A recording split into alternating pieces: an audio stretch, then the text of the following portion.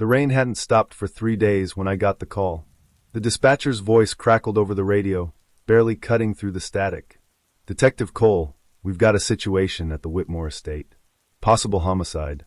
You're going to want to see this one." By the time I arrived, the mansion loomed against the stormy sky like a monument to excess.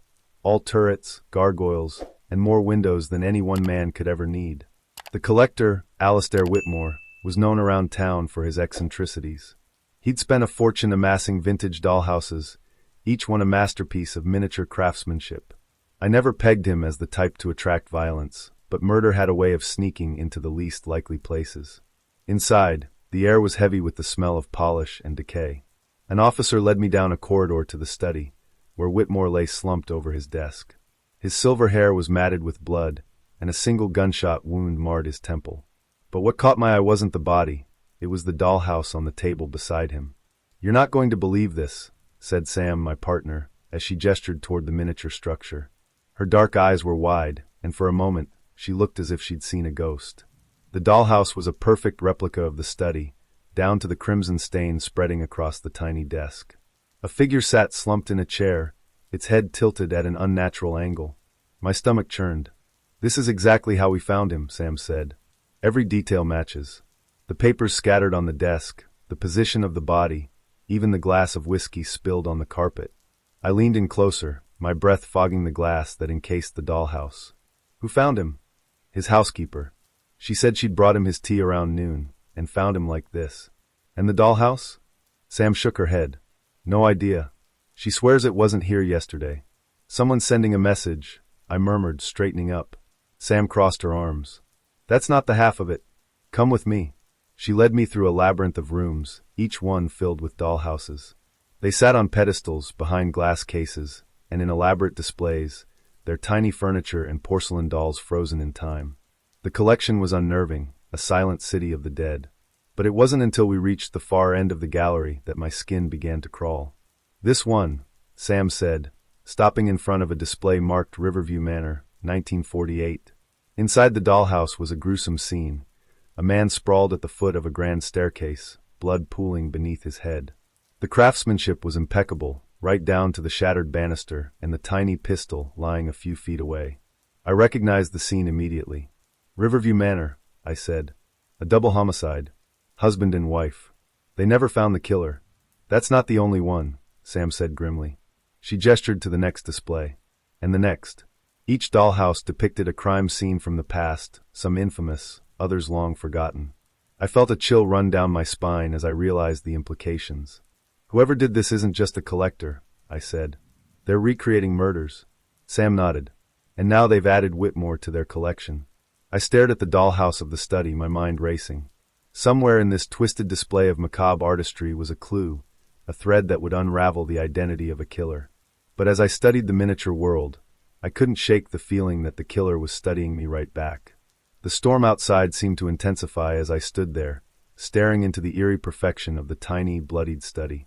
The walls of the mansion creaked under the weight of the wind, and for a moment, I imagined the dollhouses whispering secrets I wasn't yet ready to hear. "Sam," I said, forcing my voice to steady, "we need to catalog every single one of these. There's a pattern here. I don't believe for a second these are just random crime scenes." She nodded. "I already called for a forensic photographer and an inventory team." "But Cole, we're talking about decades worth of crimes, some of which barely made it into the papers. How does someone even know about these?" I didn't have an answer. Not yet. We walked back toward the study, passing row after row of dollhouses, each more intricate and more disturbing than the last. The gallery felt like a mausoleum, a place where the dead were immortalized in cruel perfection. Back in the study, Whitmore's body was being carefully zipped into a bag. The coroner gave me a respectful nod before stepping out, leaving Sam and me alone with the dollhouse that had brought us here. I bent down to examine it more closely. Every detail was perfect, the worn leather of the miniature chair, the scattered papers that mimicked the ones on Whitmore's desk. Even the whiskey glass, tipped over on the tiny carpet, had a drop of amber resin that looked unsettlingly like liquid. But something caught my eye, a small slip of paper, no bigger than a fingernail, sticking out from beneath the doll's lifeless arm. I grabbed a pair of tweezers from my kit and carefully extracted it. "What is it?" Sam asked, peering over my shoulder. A note, I said, holding it up to the light. The handwriting was impossibly small, but the words were chillingly clear. Every masterpiece deserves an audience. I felt a chill crawl up my spine. This isn't just a murder, I said. It's a performance. Sam frowned. What does that mean? It means, I said, whoever did this isn't finished. We spent the next few hours combing through the mansion. The housekeeper was distraught but cooperative, her hands trembling as she answered our questions. She confirmed she'd never seen the dollhouse before today, and insisted that Whitmore hadn't had any visitors in the last week. Did he have enemies? I asked. The housekeeper hesitated, then shook her head. Not that I know of. Mr. Whitmore was peculiar but kind. He kept to himself. Peculiar. That was one way to describe a man who lived alone with a fortune in miniature crime scenes. As the rain drummed against the windows, Sam and I reconvened in the study. The forensic team was finishing their sweep, and the house felt emptier without the looming presence of Whitmore's body. I keep coming back to that note, Sam said, pacing. What kind of killer leaves a clue like that? It's theatrical. It's a message, I said. They wanted us to see this, to understand that this isn't random. But why Whitmore? Why now? I didn't have an answer, but as I stared at the dollhouse, something clicked. Sam, look at this. She leaned in as I pointed to the desk in the miniature. What am I looking at? The papers, I said. They're scattered, right? Just like the real desk. But look closer. These ones aren't blank. I grabbed a magnifying glass from my kit and held it over the dollhouse. The tiny slips of paper were covered in writing, each one a line of text, painstakingly etched in minuscule script. It's a list, I said, my pulse quickening. A list of names. Sam grabbed a notebook and pen. Start reading them off. The names were familiar, though it took me a moment to place them. Each one was tied to a crime, some solved, others still shrouded in mystery. As we wrote them down, a horrifying realization began to take shape. These are the victims, Sam said, her voice barely above a whisper. Every person from every dollhouse. And Whitmore's name, I said, pointing to the last slip of paper, is at the bottom of the list. Sam looked at me, her face pale. If this is a list of victims, then who's next? The answer wasn't in the dollhouse, it was in the gallery. We sprinted back through the maze of displays, the storm outside crashing against the windows. Each dollhouse felt like a tomb, but it wasn't until we reached the newest edition that my heart sank. A fresh display had been set up at the far end of the room, the glass still fogged from someone's breath. Inside was a replica of a dingy motel room, the kind I knew all too well. A figure lay slumped on the bed, a bottle of pills spilled beside them, and on the nightstand a badge. My badge. Cole, Sam said, her voice trembling. It's you. The revelation hit me like a gut punch, the kind that knocks the wind out of you and leaves you questioning if you're even awake. The storm outside seemed to howl louder, as if it were alive, mocking me. I took a step closer to the dollhouse, my pulse pounding in my ears. The details were too precise, the worn wallpaper, the cracked mirror, even the small scar etched above the doll's brow. It was me, down to the last damn detail. Sam's hand gripped my arm. We need to get you out of here. Now. I shook my head. No. This isn't a warning. It's a trap. I scanned the room, the rows of dollhouses, each one a stage for someone else's demise. My mind raced. Whoever did this wanted me to see it. They're watching us. But why you? Sam asked, her voice strained. Why now? That's what I intend to find out. The air in the gallery felt suffocating, as if the walls were closing in. I crouched beside the display, my eyes darting over every inch of the miniature motel room. It didn't make sense. The other dollhouses mirrored crimes that had already happened. This one was a prediction. Sam, I said, my voice low, the killer doesn't just know the past. They're planning the future. She nodded, her face pale. And they've planned yours. My phone buzzed in my pocket, shattering the tense silence. I fumbled it out, the screen glowing with an unknown number. My gut told me to ignore it, but something darker pushed me to answer. Cole, I said, my voice hard. The line crackled with static before a distorted voice spoke. Do you like my work, detective? I froze, my blood turning cold. Who is this? You've been such a good audience, the voice said, almost playful. But it's time for the grand finale. I gritted my teeth, anger surging through the fear. You think this is some kind of game? I'm going to find you, and when I do... Oh, detective, the voice interrupted, a hint of a chuckle breaking through the static. You're already part of the game. And the clock is ticking. The line went dead. Who was it? Sam asked, her hand already on her weapon. The killer, I said, slipping the phone back into my pocket. They wanted me to know they're in control. But control was a two-way street. If they thought I was just another pawn in their game, they were about to find out how wrong they were. I turned back to the dollhouse. There had to be something I was missing, some detail that would give me a lead. My eyes locked onto the nightstand, where the miniature badge rested beside the pills. The surface of the table wasn't blank. It had a number carved into it. 312. Sam, look at this, I said, pointing it out. A time? A date? Could be either, she said. Or a room number. Room number. My stomach twisted. I grabbed my phone and pulled up the list of local motels. It didn't take long to find a match. A dingy place on the outskirts of town with a room 312. Sam caught on immediately.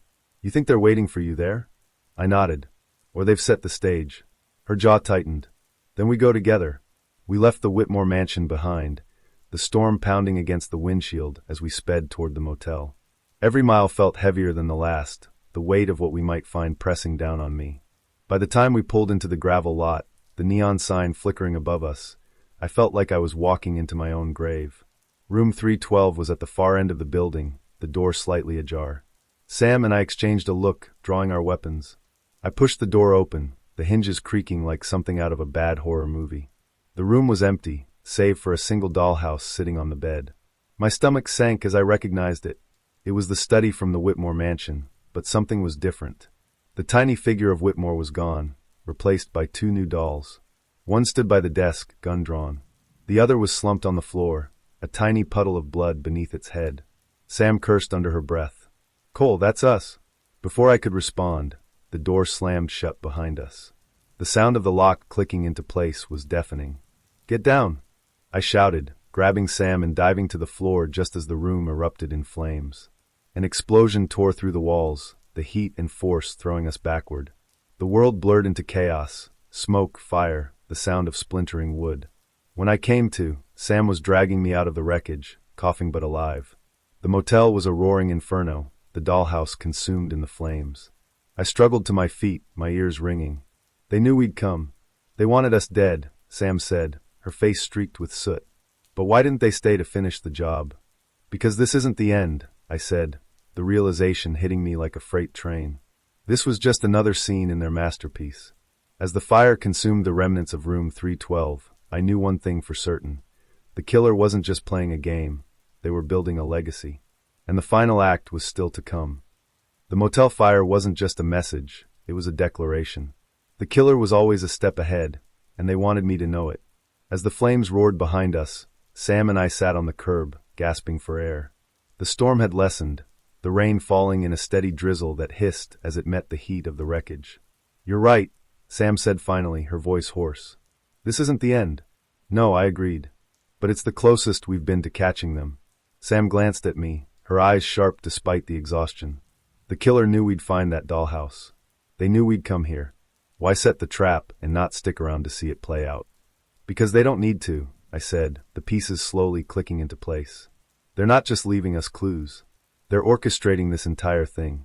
Every step we take, every decision we make, it's all part of their design. Sam's frown deepened. Then how do we get ahead of them? I didn't have an answer. Not yet. But as I stared at the smoldering remains of the motel, an idea began to take shape. Back at the precinct, I pored over every detail of the dollhouses, the crime scenes, and the killer's note. Every masterpiece deserves an audience. Sam joined me, the two of us digging into the records of each case the dollhouses depicted. Hours turned into days as we combed through files, cross-referencing every victim, every location, every possible connection. And then we found it. A name. One that had been buried in the background of multiple cases. A silent observer, a collector of stories. Marion Bellamy. An art historian and curator who had worked with museums across the country, specializing in dioramas and miniatures.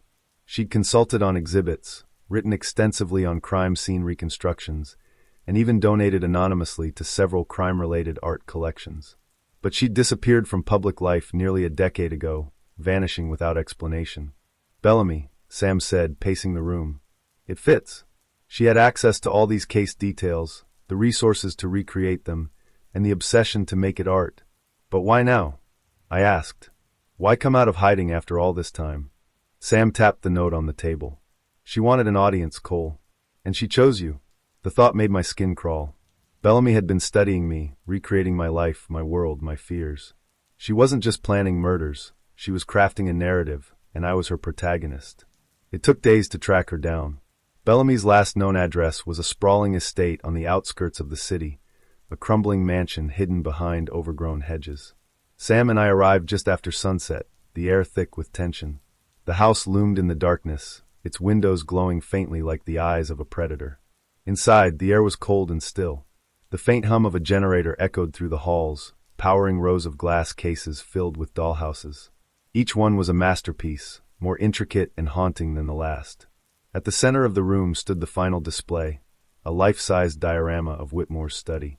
It was perfect, down to the spilled whiskey and the papers scattered on the desk. And sitting at the desk, a figure waited. "Detective Cole," Marion Bellamy said, her voice calm, almost warm. She was older than I expected, her silver hair pulled back in a loose bun. Her eyes, sharp and calculating, glinted in the dim light. "You found me. Why?" I asked, my gun trained on her. "Why go through all of this?" She smiled faintly. "Because art demands meaning. You of all people should understand that. Each of these crimes, these lives, they were forgotten, reduced to footnotes in history. I've preserved them, elevated them. And now, you're part of the masterpiece." "This isn't art," I said, my voice hard. "It's murder." Bellamy tilted her head, unbothered. "Art and death have always been intertwined, detective. And you've been the perfect audience.